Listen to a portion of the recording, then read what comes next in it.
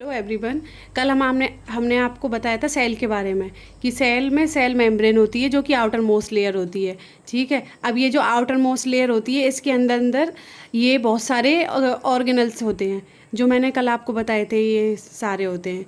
तो ये इन आपस में ये एक दूसरे से टकराए नहीं, इसलिए इनमें एक बीच में एक लिक्विड सा भरा रहता है जिसको हम साइटोप्लाज्म बोलते हैं। अब हम पढ़ते हैं इसके माइटोकॉन्ड्रिया के बारे में। ठीक है, अब तो now we discuss about the mitochondria. Mitochondria उसको डिस्कवर किया था एल्बर्ट वॉन कॉलिकर ने, जो कि 1857 में दिया था। अब पढ़ते हैं हम ये माइटोकॉन्ड्रिया किससे मिलकर बना हुआ है। ये माइटोस प्लस कॉन्ड्रियन से मिलकर बना हुआ था। जो माइटोस का मीन्स होता है थ्रेड और कॉन्ड्रियंस मीन्स होता है ग्रेनुअल्स। जो थ्रेड मतलब धागेनुमा होता है और ये होता है, ये स्मॉल पार्टिकल्स होते हैं, ग्रेनुअल्स मीन्स। ठीक है, अब जो ये माइटोकॉन्ड्रिया है ये हमारा प्लूरल वर्ड होता है, वरना सिंगुलर वर्ड होता है माइटोकॉन्ड्रोल्स। ओके, अब पढ़ते हैं इसकी स्ट्रक्चर। ये होती है, ये डबल मेम्ब्रेन स्ट्रक्चर होती है। और देखो ये डबल मेम्ब्रेन स्ट्रक्चर है। और जो कि ये माइटोकॉन्ड्रिया ये कन्वर्ट करती है न्यूट्रिएंट्स। न्यूट्रिएंट्स क्या होते हैं? जो हम खाना पीना खाते हैं, है ना, जो हमारी बॉडी में जाते हैं, उसको कन्वर्ट करती है एटीपी में। एटीपी मीन्स एनर्जी में।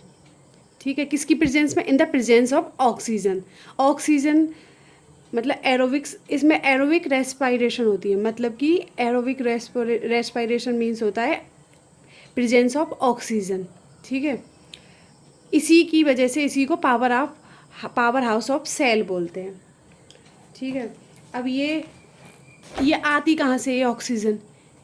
ये ऑक्सीजन जैसे हम सांस ले रहे हैं, मतलब हम रेस्पायरेशन कर रहे हैं, तो हमारी बॉडी के अंदर जाती है और लंग्स के थ्रू लंग्स में एंटर करती है। तो ये जो लंग्स होता है वो मतलब ब्लड के थ्रू, ब्लड में हीमोग्लोबिन होता है, उसके थ्रू पूरे बॉडी तक पहुंचाता है ऑक्सीजन, क्योंकि हमारे बॉडी को सबको ऑक्सीजन की ज़रूरत होती है।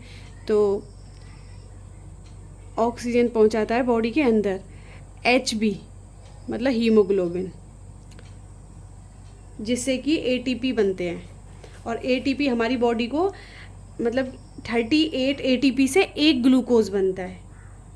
ठीक है, इसी वजह से इसको power house of the cell बोलते हैं। अगर क्वेश्चन आ जाए power house of the cell किसको बोलते हैं, तो ऐसे बोलेंगे माइटोकॉन्ड्रिया।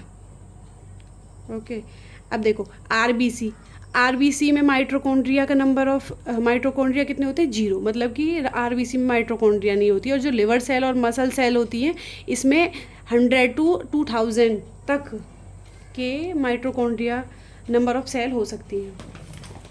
और फिर अब जो हम अकॉर्डिंग टू एक्टिविटी, मतलब कि लिवर सेल में और मसल सेल में हमारी ज़्यादा एक्टिविटी होती है, इसीलिए इसमें हमें एनर्जी की ज़्यादा ज़रूरत होती है, इसीलिए इसके अंदर ज़्यादा नंबर ऑफ माइटोकॉन्ड्रिया होते हैं।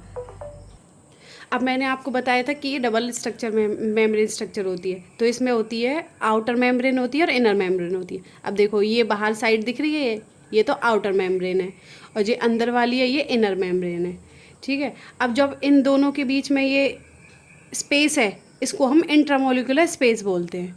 ठीक है, अब ये आउटर मेम्ब्रेन होती है, इसका मतलब कि ये होती है फ्रीली परमिएबल होती है, जो कि स्मॉल पार्ट मॉलिक्यूल्स को एंटर कराती है। ठीक है, इसमें एंटर करते हैं।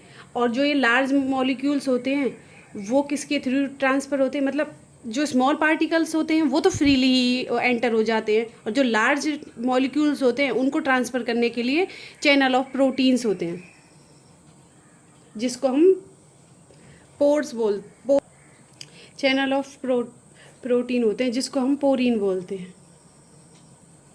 मीन्स जो स्मॉल पार्टिकल वो फ्रीली एंटर, और जो ये पोरीन होता है इसको चैनल ऑफ प्रोटीन बोलते हैं, जो कि ट्रांसफ़र कराता है हमारा लार्ज मॉलिक्यूल्स को आउटर मेम्ब्रेन के अंदर।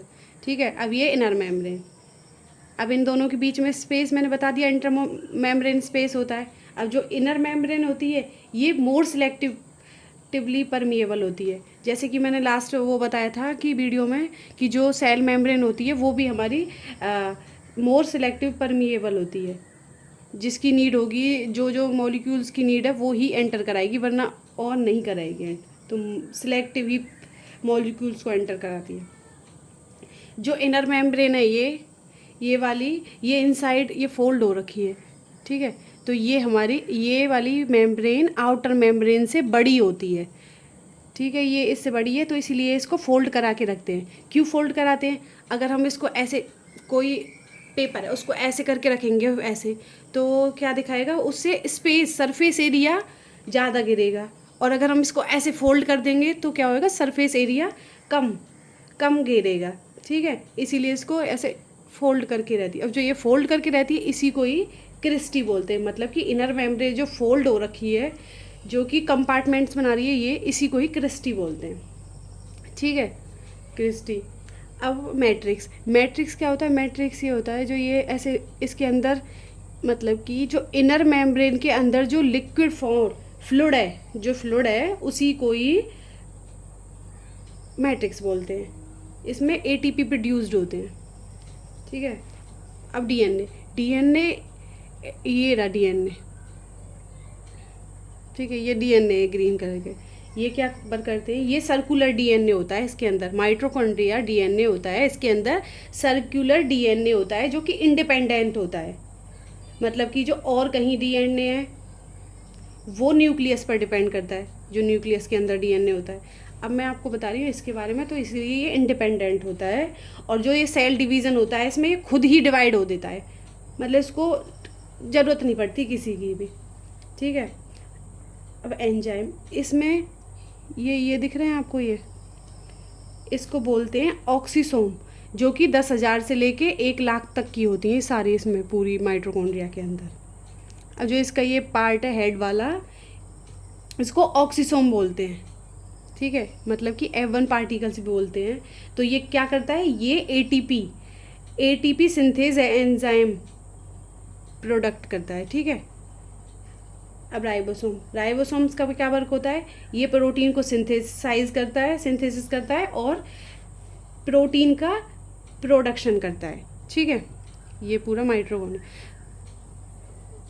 Okay, thank you.